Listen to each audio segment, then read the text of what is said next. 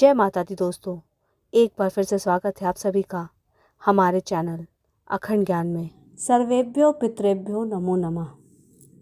ऐसी मान्यता है कि पितृपक्ष के दिनों में यमराज कुछ दिनों के लिए पितरों को आज़ाद करते हैं ताकि वो अपने परिजनों से श्राद्ध ग्रहण कर सकें। पितृ कौन है? पितृ हमारे ही पूर्वज होते हैं।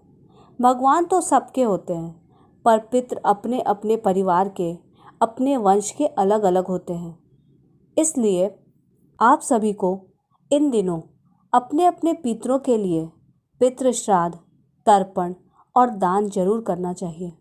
वो लोग जो हमारे परिवार का हिस्सा होते हैं, हमारे बीच रहते हैं, हमारे सभी सुख दुख और ज़रूरतों को समझते हैं, जानते हैं, वही लोग मृत्यु के पश्चात हमारे पितृ और पूर्वज कहलाते हैं। ब्रह्म पुराण के अनुसार जो भी वस्तु उचित काल या स्थान पर पितरों के नाम उचित विधि द्वारा ब्राह्मणों को श्रद्धा पूर्वक दिया जाता है, वह श्राद्ध कहलाता है।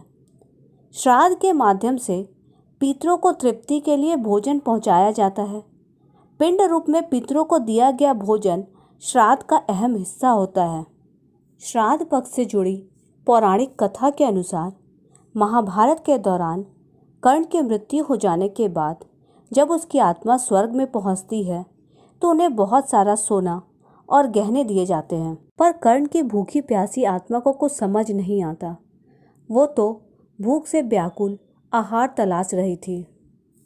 तब कर्ण की आत्मा स्वर्ग के देवता इंद्र के पास जा पहुंची और इंद्र से उन्होंने पूछा कि उन्हें भोजन की जगह पर सोना क्यों दिया गया है।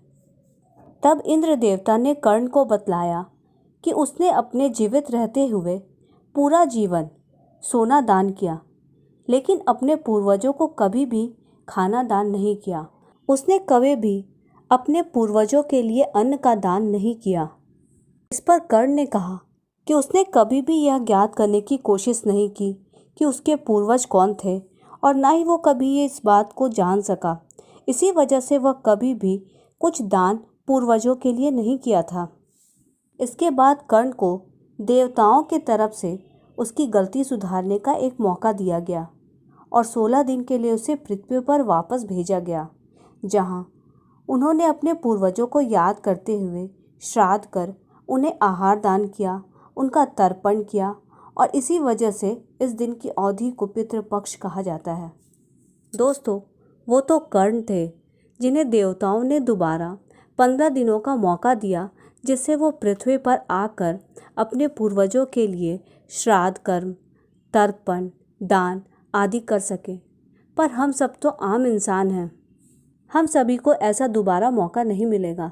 इसलिए हम सभी को अपने जीवित रहते हुए ही जीवन काल के दौरान ही अपने पूर्वजों के लिए अन्न, जल, वस्त्र, जितना कुछ भी हम सबसे हो सके उतना दान जरूर करना चाहिए।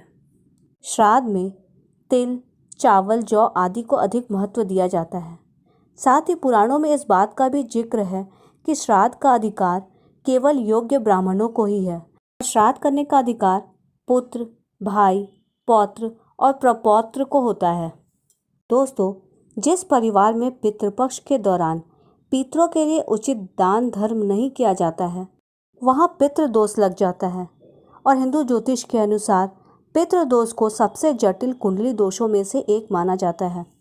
ब्रह्म वैवर्त पुराण के अनुसार भी देवताओं को प्रसन्न करने से पहले मनुष्यों को अपने पितरों यानी पूर्वजों को प्रसन्न करना चाहिए, क्योंकि अगर पितृगण तृप्त नहीं होते, उनमें अशांति होती है, तो धन हानि और संतान पक्ष से समस्याओं का सामना करना पड़ सकता है। अतः श्राद्ध पक्ष के दौरान पितृ श्राद्ध, तर्पण और दान अवश्य करके अपने अपने पितरों को, अपने अपने पूर्वजों को तृप्त करें और उनकी कृपा की प्राप्ति करें। दोस्तों, अगर आपके माता पिता अभी भी जिंदा हैं और आपके साथ रहते हैं तो आपसे खुशनसीब इस धरती पे और कोई भी नहीं है। आप अपने माता पिता की निस्वार्थ भाव से सेवा कीजिए। अगर आप अपने माता पिता से दूर रहते हैं तो भी आप कम से कम दिन भर में एक बार फ़ोन कीजिए, उनका हालचाल लीजिए, उनके खुशी का ख्याल रखिए। यकीन मानिए दोस्तों, फिर आपको किसी भी तरह की पूजा पाठ, जप तप करने की आवश्यकता नहीं होगी। सारे देवी देवता और पितृगण आप पर स्वयं ही प्रसन्न होंगे और आपके ज़िंदगी के हर संकट को आप तक पहुंचने से पहले ही दूर कर देंगे। तो आइए दोस्तों, हम सब एक बार दिल से अपने अपने पूर्वजों के आगे नतमस्तक होकर उनके किए हुए कृत्य के लिए उनके प्रति अपनी कृतज्ञता और आभार व्यक्त करें।